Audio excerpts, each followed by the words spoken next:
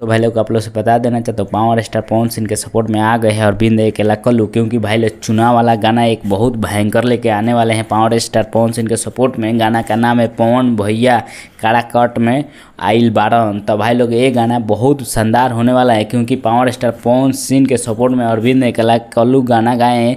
एक गाना लिखे हैं आतुषो तिवारी या म्यूजिक दिए हैं प्रियांकु सिंह। एक गाने को लेके बहुत बवाल होने वाला है। एक गाना कल आएगा अरविंद अकेला कल्लू के चैनल पे।